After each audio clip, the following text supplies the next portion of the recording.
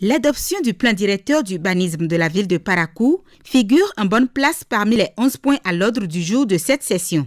À l'unanimité des conseillers, il a été voté après l'adoption du compte-rendu des activités du maire.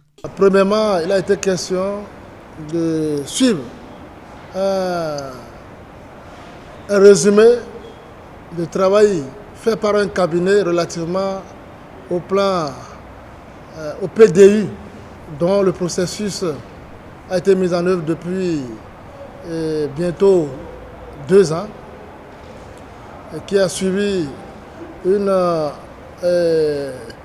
méthodologie participative et puis inclusive. Et donc au terme, il fallait avoir l'approbation des conseillers, ce fut le cas. Les 25 conseillers se sont mis d'accord pour adopter ce document qui devrait être le tout premier document de planification. L'autre point qui a focalisé l'attention des élus est celui du projet de création de jardins botaniques à Parakou. Un projet porté par les praticiens du département du Borgou.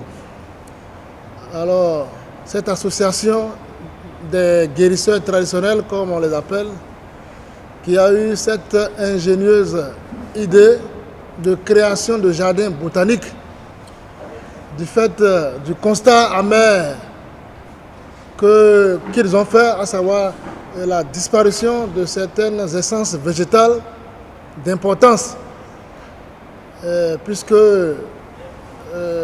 leur métier requiert qu'il faut l'utilisation des plantes qui deviennent de plus en plus rares.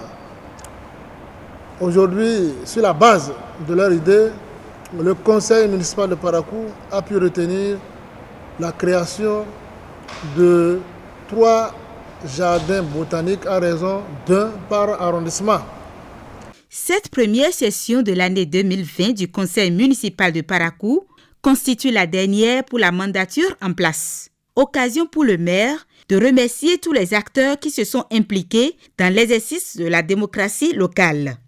Nous avons tous travaillé ensemble, tous. Au nom de mon prédécesseur donc, et en mon nom personnel, je vous dis simplement merci pour ces années de sacrifice et de dur labeur. Je dois également reconnaître et souligner votre attachement à la paix et à la cohésion sociale, car malgré nos différences politiques, nous avons réussi à travailler la main dans une ambiance bon enfant.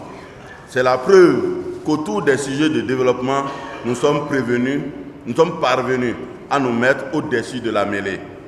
Tout n'a pas été rose non plus. Certains résultats n'ont pas été à la hauteur de nos espérances, mais ce n'est pas grave.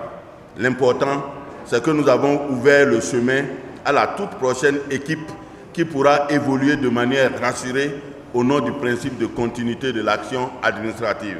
Pour finir en beauté son mandat, le Conseil soutient l'Union des femmes conseillères dans l'organisation de la Journée internationale de la femme du 8 mars 2020.